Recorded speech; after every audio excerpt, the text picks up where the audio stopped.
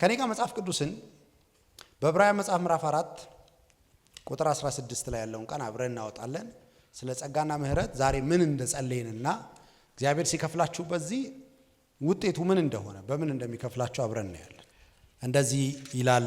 በአዲሱ ትርጉም ነው የማነበው ነው።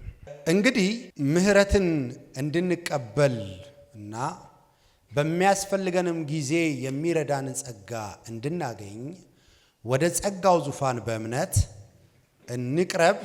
እንግዲህ እነኚህ ሁለት ነገሮች የምንቀበላቸው ነገሮች ናቸው። በመጀመሪያ ደረጃ ምንጫቸው እግዚአብሔር ነው። የምህረትና የጸጋ ባለቤት እግዚአብሔር ነው። በምንም ወይም ደግሞ ከማንም እኚህን ሁለት ነገሮች መቀበል አንችልም። ምክንያቱም እዚሁ ጋር ሲነግረን እንድንቀበል ይላል። የት እንሂድ? እንድንቀበል ወደ ጸጋው ዙፋን። ወዴት? ወደ ጸጋው ዙፋን። እና መቀበያ መንገዱ ደግሞ እምነት።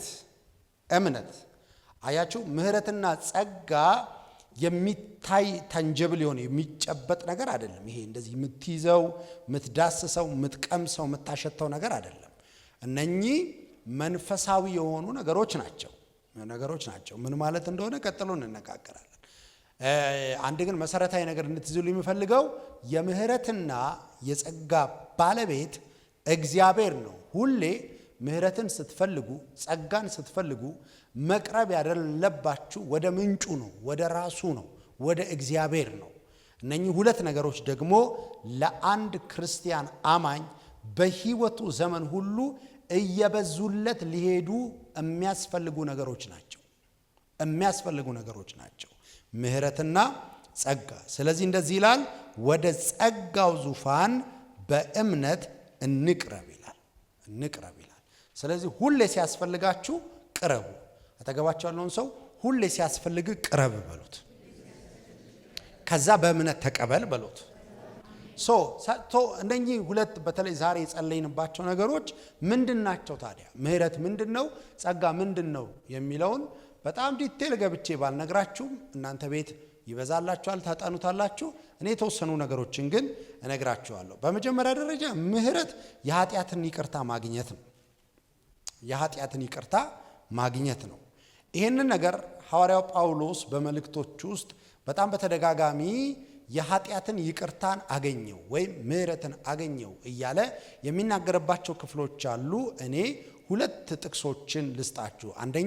አንደኛ ጢሞቴዎስ ምዕራፍ 1 ቁጥር 13 እና ቁጥር 16። እዛው አንደኛ ጢሞቴዎስ ምዕራፍ 1 ቁጥር 16 ላይ ሐዋርያው ጳውሎስ ምህረትን ተቀበልኩኝ ይላል። እናንብበው። 1:13 ምንም እንኳን ከዚህ በፊት ተሳዳቢ፣ አሳዳጅ፣ አመፀኛ የነበርኩኝ ብሆንም ባለማወቅና ባለማመን ስላደረግኩት ምህረትን ተቀበልኩ ወይም ተደርጎልኛል ይላል። ስለዚህ ምህረት በህይወታችን ትናንት ስላደረግናቸው ነገሮች ድንገት ከእግዚአብሔር አንጻር ወይም ከአባታችን አንጻር ስለሆነ እያወራን ያለነው እርሱን የማያስደስቱ፣ እሱን የማያከብሩ፣ የትኛውም እግዚአብሔር የማይከብርባቸው ወይም ደግሞ ኃጢአት የሆኑ ነገሮች ውስጥ በተገኘንበት በማንኛውም ነገር በእግዚአብሔር ፊት ቀርበን ምህረትን መቀበል ሁልጊዜ አለብን። ምህረት ወደ መንገድ መግባት ነው። ምህረት ወደ እግዚአብሔር ሐሳብ መግባት ነው። ምህረት መንገድን ከእግዚአብሔር ጋር ማስተካከያ ነው። ሁሌ ምህረትን ስትቀበሉ ምህረትን ለመቀበል ቅድም እንዳልኳችሁ መቅረብ አለባችሁ። በእምነትም ደግሞ መቀበል አለባችሁ። ምን ማለት ነው? መንገዳችሁን ከእግዚአብሔር መንገድ ጋር፣ ሐሳባችሁን ከእግዚአብሔር ሐሳብ ጋር ማድረግ፣ ማስተካከል፣ ወደ መንገድ መመለስ፣ ኢንላይን መሆን ማለት ነው። ስለዚህ ለዚህ ምን ያስፈልጋል? ምህረትን መቀበል ያስፈልጋል። ምህረትን ስትቀበሉ ግን በእምነት ደግሞ መሆን አለበት። አንዳንድ ሰው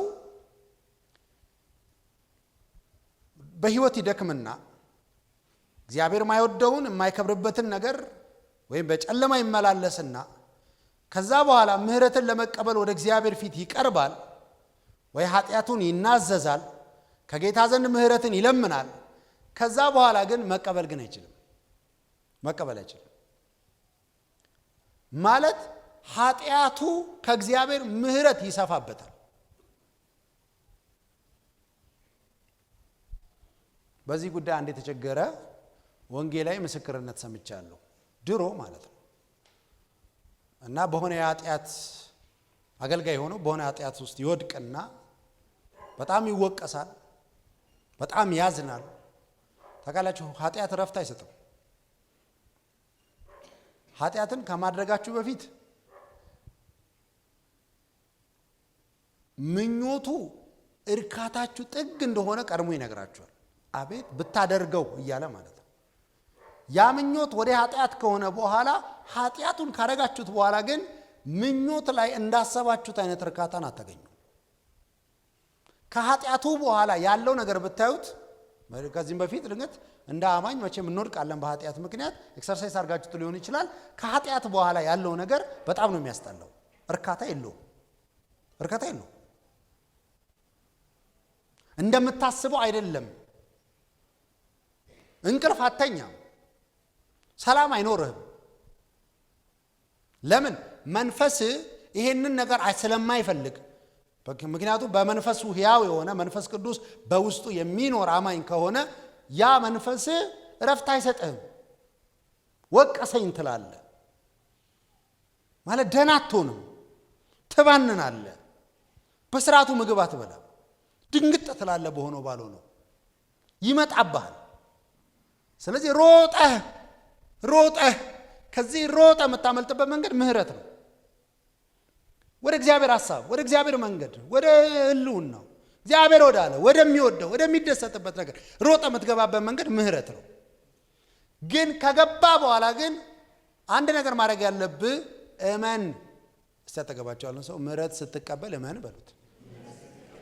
አንዳንዱ ተቀብሎ ግግም ስለሚለው ተቀብሏል እኮ ምህረት፣ ግን አሁንም ግራ ይገባል። እና ያ ወንጌላዊ በጣም በጌታ ፊት በንሳ ወደቀ፣ ጾም ጸሎት የያዘ፣ ጌታ ሆይ ይቅር በለኝ አለ፣ ኃጢአቱን ተናዘዘ፣ ሁሉን ነገር ጨረሰ። ግን ምህረት መቀበል አቃተው። በቃ ይመጣበታል፣ ሊያገለግል ሲል ይመጣል፣ ሊጸልይ ሲል ይመጣበታል።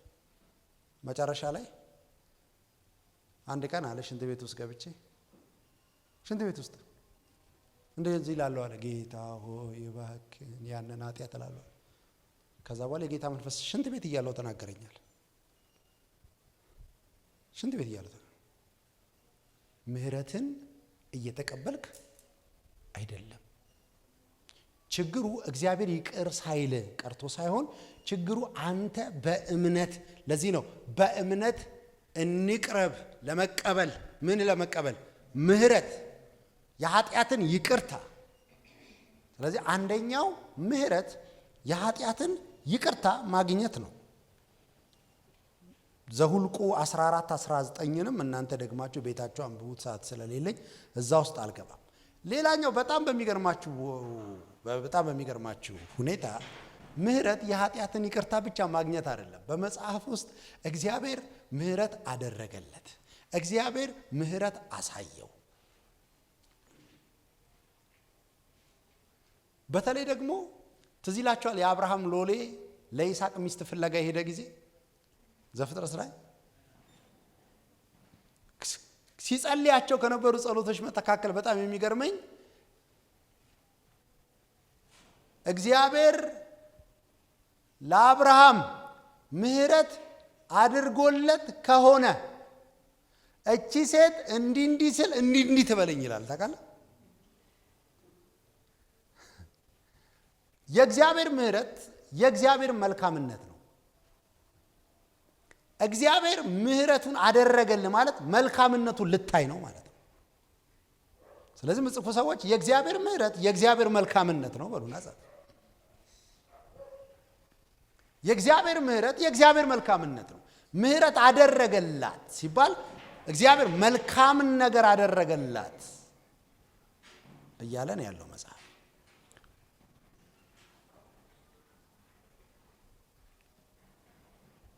ሌላኛው ምህረት የማይገባህን ነገር መቀበል ማለት ነው። ሌላኛው ምህረት የማይገባህን ነገር መቀበል ማለት ነገርየው አይገባህም በምንም አይነት አግባብ ያ ነገር አይገባህም፣ ግን ምህረት እንዲገባ ያደርጋል። ለምሳሌ የዘላለም ሕይወት ይገባናል። እንደኛ ይገባናል። የዘላለም ሕይወት ይገባኛል ብለን የምንቀበለው ጉዳይ ነው አይደለም። የእግዚአብሔር ልጅነት በይገባኛል መቀበል እንችላለን እንዴ? ይገባኛል ብለን የእግዚአብሔር ልጅነት መቀበል እንችላለን። ጽድቅ በይገባኛል መቀበል ይቻላል። ይገባኛል ብለን አያችሁ፣ ጻድቅ እንድትሆን የእግዚአብሔር ልጅ እንድትሆን የዘላለም ሕይወት እንዲኖር የማይገባህን ነገር እንድትቀበል ያደረገ ምህረት ነው። ስለ ምህረቱ ስሙ ይባረክ። የኃጢአት ይቅርታ ማግኘት ብቻ አይደለም ምህረት ወንድሞቼ፣ የማይገባንንም ነገር መቀበል መቻል። ከጌታ ምህረት ስትጠይቅ አንድም እያልክ ያለው የማይገባኝን ነገር ያለፋውበትን ነገር እላይታች ያልወጣውበትን ነገር አገኛለሁ እቀበላለሁ እያልክ ነው ያለው። ምህረት የማይገባን ነገር መቀበል ነው። ምህረት የእግዚአብሔር ማዳን ነው። ምህረት የእግዚአብሔር ማዳን ነው። ምህረት ተቀባይነትን ማግኘት ነው። የማይገባን መቀበል ብቻ አይደለም፣ ምህረት ተቀባይነት ማግኘት።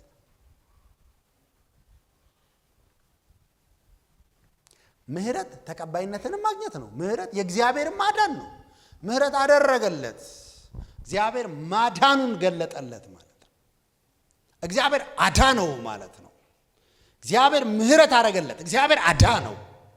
እግዚአብሔር ምህረት አደረገለት፣ እግዚአብሔር ተቀባይነትን ሰጠው። እግዚአብሔር ለዮሴፍ ሞገስን ብቻ አይደለም ምህረትንም ሰጠው ይላል። አገርም ዮሴፍን እግዚአብሔር ሞገስ ብቻ አይደለም የሰጠው። መጽሐፉን ሄዳችሁ አንብቡ። ሞገስን ብቻ ሰጠው አይልም፣ ምህረትንም ሰጠው ይላል። ምህረትም አደረገለት ይላል። አባቶቻችን ይህን ቃል በጣም ፓወርፉል ስለሆነ ይጠቀሙታል። ትዝ ይላችሁ ከሆነ ዮሴፍ በእስር ቤት ህልሙን ከፈታላቸው በኋላ ወደ ፈርዖን የሚሄደውን ሰው እንደዚህ አለው፣ እባክህ ምህረት አድርግልኝ አለው። ፈርዖን ባሰበ ጊዜ ምህረት አድርግልኝ ምን ማለት መሰለ? አስታውሰኝ፣ እኔ በአንተ ቦታ ይኑረኝ፣ ተቀባይነት ላገኝ ነኝ። ምህረት እግዚአብሔር ሲያደርግላችሁ ብዙ ምህረቱን ስትለምኑ ባይዘው እነኚህን በረከቶች ነው እየለመናችሁ ያላችሁ። የኃጢአት ይቅርታ ብቻ አይደለም፣ ምህረት የእግዚአብሔርን መልካምነት ነው እየለመናችሁ ያላችሁት። ነህምያ መጽሐፍ ምዕራፍ 9 ቁጥር 19ን አንብቡ።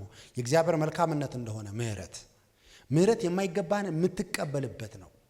ምህረት ተቀባይነት ማግኘት ነው። ምህረት የእግዚአብሔር ማዳን ነው። አረ ምህረት ብዙ ነው። እናንተ ቤታችሁ ተንትኑት። እግዚአብሔር ምህረቱን ተቀበላችሁ ማለት ብዙ ነገር ነው የምትቀበለው። እንግዲያውስ ዛሬ እንጸልያለን፣ ደግሞ ጸልየናል። በኢየሱስ ስም የእግዚአብሔር ምህረት በዚህ ጉባኤ ላይ ፈሷል። ከጌታ ምህረትን ተቀብለናል። አጠገባችሁ ያለውን ሰው ምህረት ተቀብለሃል በሉት። ባይዘው ምህረት የሚለው ቃል በመጽሐፍ ቅዱሳችን ውስጥ ከ160 ጊዜ በላይ አለ። ካን ዩ ኢማጂን? ቃሉ ብቻ ከ160 ጊዜ በላይ ምህረት የሚለውን ቃል ታገኛላችሁ። ክብር ለኢየሱስ ይሁን። በመጨረሻ አንድ ነገር መጨመርላችሁ ስለ ምህረት መዝሙር 5 ቁጥር 7 ላይ በምህረት ብዛት ምህረቱ በጣም ብዙ ሲሆን አለ ዳዊት ወደ ቤት እገባለሁ ይላል።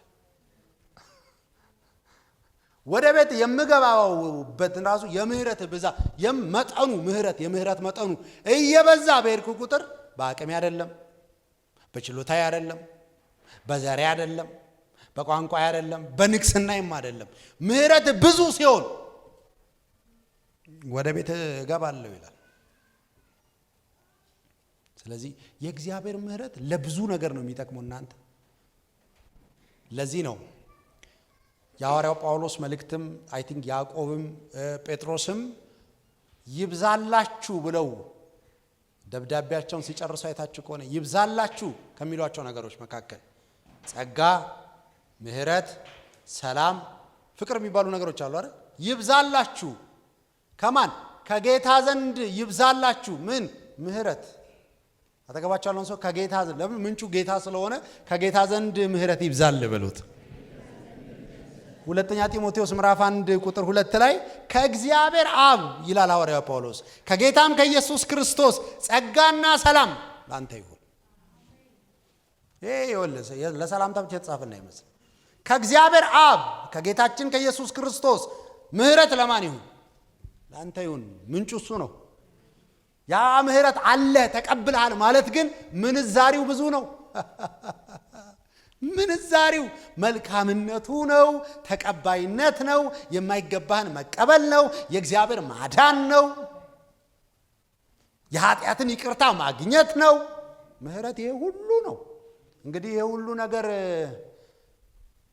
የምትይዝበት ከሆነ ምህረቱን መጠየቅ፣ ሁሌ ምህረት እንዲበዛ መለመን ተገቢ አይደለም ትላላችሁ? አንዳንዶቻችን ምህረት ትዝ የሚለን ኃጢአት ስንሰራ ብቻ ነው። ግን አይደለም። ሮሜ 9:16 ሐዋርያ ጳውሎስ እንደዚህ ይላል፣ ምህረት ለወደደም አይደለም ለሮጠም አይደለም፣ ከማን ነው? ከሚምር ከእግዚአብሔር ዘንድ ነው። በቃ ምህረት ሩጫ አይፈልግም፣ ሲስተም የለውም፣ በቴክኒክ አይደለም። ምንጩ እግዚአብሔር ነው። የምንቀበለው ቀርበን ነው፣ የምንወስደው በእምነት ነው።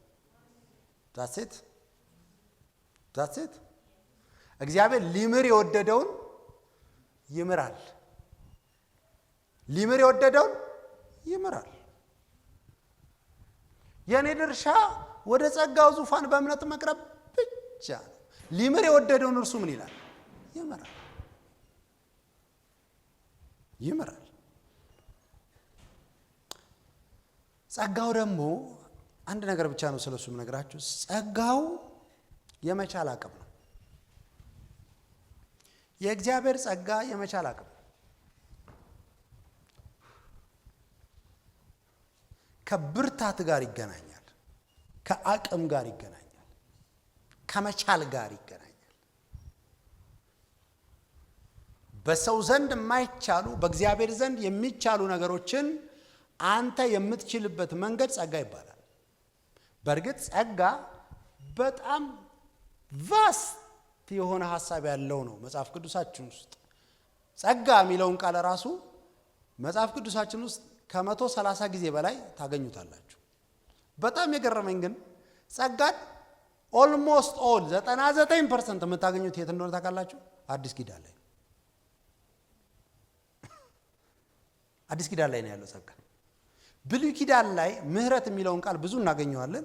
ጸጋ የሚለውን ቃል ግን አናገኘውም። ኦልሞስት የለም። አይ ቲንክ አንድ ቦታ ድንገት ልታገኙ ሚልኪያስ ላይ ይመስለኛል፣ ትንቢተ ሚልኪያስ ላይ ይመስለኛል። ሌላ በጠቅላላ ጸጋ የሚለውን ቃል የምታገኙት አዲስ ኪዳን ነው። ለምን ካላችሁኝ ጸጋና ምህረት በማን ሆነ? ጸጋና እውነት በክርስቶስ። በክርስቶስ ጸጋ የመጣው በክርስቶስ ነው። ጸጋ ነፃ ስጦታ ነው ይባላል። ግን እኔ በተለይ ከዚህ ጾም ጸሎት ጋር በተገናኘ ጸጋውን ስትለምኑ ጸጋን ከመቻል አቅም ጋር አይደለ? ዕብራውያን እንዳለ መነሻችን ዕብራውያን 4:16 መነሻ ያደረግነው ጥቅስ እዛ ቦታ ላይ የሚለው በሚያስፈልገን ጊዜ የሚረዳንን ምን ጸጋ ምን የሚል ነው? የሚረዳ ነው። እርዳታ ሰጪ ነው ጸጋ። እርዳታ ሰጪ ነው ጸጋ። ጳውሎስን እግዚአብሔር እንደዚህ ያለው ስለ መመካት በጻፈበት ክፍል ውስጥ ጳውሎስ ስለ መመካት ቢያስፈልግ ብዙ መመካባቸው ነገሮች አሉ እያለ በዛ ውስጥ ሶስተኛ ሰማይ እንደተነጠቀና ሰው የማይሰማውን ድምፅ ቋንቋ እንደሰማ እንዳየ ከተናገረ በኋላ በዚህ ባየሁት የመገለጥ ታላቅነት እንዳልታበይ ያለ ወይም ደግሞ እንዳልመካ እያንዳንድሽ እኔ እኮ እንዳንቺ አይደለሁም ሄጄ አይቻለሁ፣ አንቺ እዚህ ነው ያለሽው፣ እኔ እዛ ነበርኩኝ እኮ እንዳልል አለ። የሰይጣን መውጊያ ተሰጠኝ ይላል። እኔ ክፍሉ ነው የሚለው የሰይጣን የሚወጋኝ ሰይጣን ተሰጠኝ። ጳውሎስን የሚሰቀስቀው ሰይጣን ጳውሎስ እንዳይታበይ ያደርጋል። የሰይጣን ይሄ ነገር ከኔ እንዲለይ አለ 3 ጊዜ ጸልያለሁ አለ። እንግዲህ ጳውሎስ እንደ ሲሪየስ ሲጸልይ እንዴት እንደሚጸልይ አስቡት። ከዛ እግዚአብሔር ያንን የሰይጣን ሞገ አላነሳለትም። ምን እንዳለው ታውቃላችሁ? ጳውሎስ አለው ጸጋዬ ይበቃል። ነገርየው እያለ አለው እየሰቀሰቀ እየወጋ እየታገለ ግን አንድ ነገርን እሰጣለሁ አለ። ጸጋ። ያ ጸጋ ምን መሰላችሁ? የመቻል አቅም። ክርስቶስ እርሱ የመቻል አቅማችን ነው። ለዚህ ነው ኃይልን በሚሰጠኝ በክርስቶስ ስንቱን እችላለሁ። ከሞን ጴንጤ አውሩ እንጂ እችላለሁ። ጳውሎስ እኮ ነው የሚለው ፊልጵስዩስ ላይ ሲጽፍ እስር ቤት ሆኖ እኮ ነው። እኔ ጳውሎስ አለ ረሃብን ብቻ አይደለም ጥጋብንም እችላለሁ አለ። ክፍሉን ገብታችሁ አንብቡ። ምዕራፍ 3 ላይ ይመስለኛል።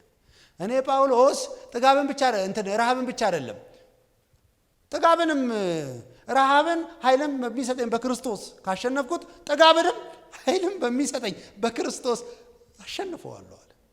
ማግኘትን ብቻ አይደለም ማጣትን ብቻ አይደለም ማግኘትንም አሸንፈዋለሁ። በክርስቶስ የማናሸንፈው ምንም ነገር የለም። ክርስቶስ የማሸነፊያ አቅማችን ነው። ከሞን ሰያ አሜን። ጸጋ ሲበዛል አሸናፊ ትሆናለህ። ዝም ብለህ በየምዕራፉ አትልም፣ ትችላለህ። ጸጋና ሰላም ይብዛላችሁ።